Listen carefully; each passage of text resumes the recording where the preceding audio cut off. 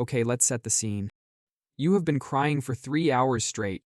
Maybe a sad movie broke you, or maybe you stubbed your pinky toe again. Your face is a puffy, salty disaster. And through the sniffles, a weird thought hits you. Can I even do this anymore? Like, is there a tear tank somewhere in my head, and is mine hitting empty?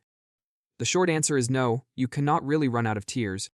But the long answer is way more interesting, and a little bit gross. Think of your tear system not like a water bottle that you can chug and finish.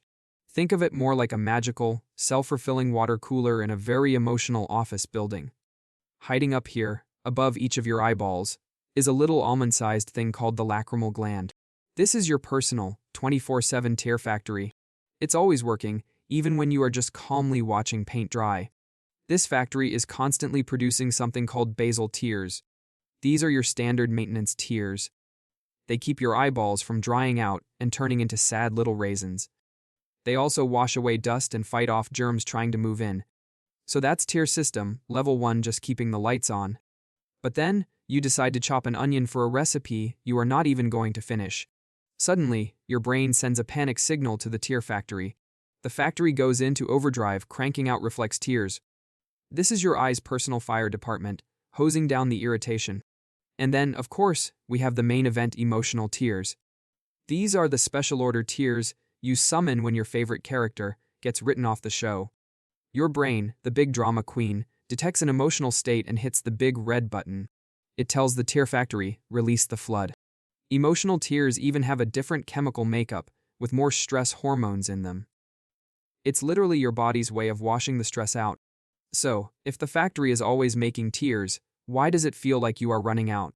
Well, you have not broken the machine, you have just exhausted the workers. After a huge crying session, your tear production can slow down significantly. You have basically asked your tear factory to run a marathon without any training. Also, look at your face. All that crying makes your eyelids and the surrounding tissues swell up. That swelling can physically pinch or block the tiny tubes that your tears come out of. It's like trying to get water from a badly kinked garden hose. The water is there, it just cannot get out properly. And here's the biggest factor: dehydration. Tears are mostly water, and you have just dumped a bunch of it onto your shirt. Crying literally dehydrates you. If your body is low on water, it's not going to prioritize making eye juice. Your body is basically saying, hey, maybe drink something before you try to water the couch again. So that dry, scratchy feeling is not an empty tank. It's a combination of system fatigue, physical blockage, and simple dehydration. Now, for some people, the tear factory is actually underperforming all the time. This is a real medical issue called dry eye syndrome. For them, not having enough tears is a constant, irritating reality. Their factory's baseline production is just too low to keep things comfortable. So for them, that running out of tears feeling is just Tuesday. But for the rest of us with fully functioning face faucets, you cannot really run dry.